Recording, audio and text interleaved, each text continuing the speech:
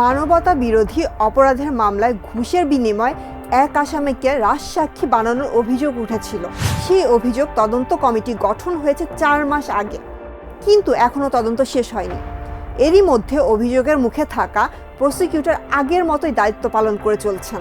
শুধু তাই না, জুলাই গণ অভ্যুত্থানের একাধিক হত্যা মামলায়ও উঠেছে নতুন প্রশ্ন। কেন গুলির নির্দেশদাতাদের কেউ সাক্ষী, কেউ বা আবার মামলার বাইরে? টাইমস অফ বাংলাদেশে এক্সপ্লেনারে আজ জানবো আসলে কি ঘটেছে আন্তর্জাতিক অপরাধ ট্রাইব্যুনালের ভেতরে।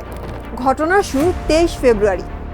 আন্তর্জাতিক অপরাধ ট্রাইব্যুনালের প্রসিকিউটর BM সুলতান মাহমুদ অভিযোগ করেন, আশুলিয়া 7 জনকে হত্যা ও 5টি মরদেহ পোড়ানোর মামলায় আসামি সাবেক পুলিশ কর্মকর্তা শেখ আফজালুল হকের স্ত্রী এক সন্ধ্যায় ভারী ব্যাগ নিয়ে প্রসিকিউটর গাজী মনোয়ার হুসাইন তামিমের রুমে যান।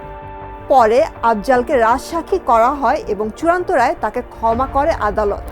সুলতান মাহমুদের আরও অভিযোগ, অর্থের বিনিময়ে আসামিকে রাজসাক্ষী বানিয়ে ছেড়ে দেওয়ার সংস্কৃতি চালু হয়েছিল। তবে প্রসিকিউটর তামিম শুরু থেকেই সব অভিযোগ অস্বীকার করেছেন। তার দাবি, এগুলো ব্যক্তিগত প্রতিহিংসা থেকে করা হয়েছে এবং কোনো অভিযোগই প্রমাণ করা যাবে না।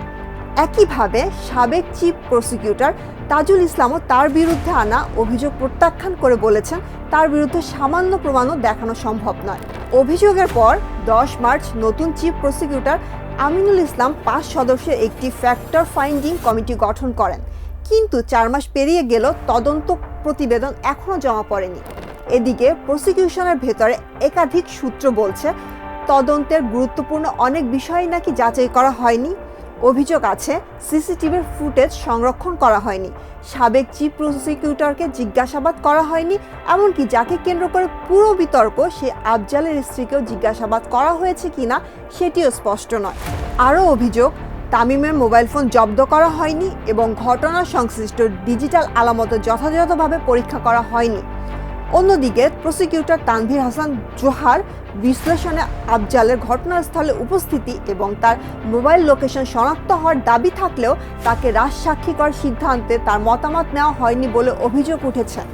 চিফ প্রসিকিউটর আমিনুল ইসলাম অবশ্য বলছেন, অভিযোগকারী নিজেই তদন্ত কমিটিকে জানিয়েছেন যে তিনি ঘটনাটি সরাসরি দেখেননি, সিসিটিভিতে দেখেছেন, কিন্তু সেই ফুটেজ এখন আর উদ্ধার করা সম্ভব নয়, কারণ নির্দিষ্ট সময় পর তা স্বয়ংক্রিয়ভাবে মুছে গেছে। তার বক্তব্য, অভিযোগ প্রমাণিত না হওয়া পর্যন্ত সংশ্লিষ্ট সবাইকে নিয়ে কাজ চালিয়ে যেতে হবে। কিন্তু বিতর্ক এখানেই শেষ নয়। জুলাই গণ অভ্যুত্থানের হত্যা মামলাগুলোতে উঠেছে গুরুতর প্রশ্ন। চাংখারপুল হত্যাকাণ্ডে আন্দোলনকারীদের উপর গুলির নির্দেশ দিয়েছিল বলে অভিযোগ থাকা SI আশরাফুল ইসলামকে আসামি না করে সাক্ষী করা হয়েছে। পরে তিনি শেখ হাসিনার বিরুদ্ধে মামলায় আদালতে সাক্ষ্য দেন। আবার রামপুরার ঘটনায় সেনা কর্মকর্তারা আসামি হলেও তৎকালীন DMP মতিঝিল বিভাগের DC হায়াতুল ইসলাম খানকে মামলায় আসামি করা হয়নি, অথচ অভিযোগ আছে তিনি তৎকালীন DMP কমিশনারের সাথে ফোনে কথা বলে আন্দোলনকারীদের 2 দিক থেকে ঘেরাও করে গুলি চালানোর বিষয়ে আলোচনা করেছিলেন। তদন্তে সে অডিও রেকর্ডও জব্দ করা হয়েছিল বলে সংশ্লিষ্ট সূত্রের দাবি। তবে প্রসিকিউশন বলছে, তদন্ত এখনো চলছে, কাউকে স্থায়ীভাবে অব্যাহতি দেওয়া হয়নি, প্রয়োজন হলে নতুন মামলাও করা যেতে পারে। আইন বিশেষজ্ঞদের মতে, দণ্ডবিধির 34, 35 ও 36 ধারা অনুযায়ী একই অপরাধে নির্দেশদাতা ও নির্দেশ পালনকারী দুজনই সমানভাবে দায়ী হতে পারেন। তাই ঘটনাস্থলের নেতৃত্বদানকারী কাউকে সরাসরি সাক্ষী বানিয়ে দায়মুক্তি দেওয়ার আইনগত ও নৈতিক দুদিক থেকে প্রশ্নের জন্ম দেয়। আন্তর্জাতিক অপরাধ ট্রাইব্যুনাল শুধু কয়েকটি মামলার বিচার করছে না, এটি বাংলাদেশের বিচার ব্যবস্থার প্রতি মানুষের আস্থারও পরীক্ষা।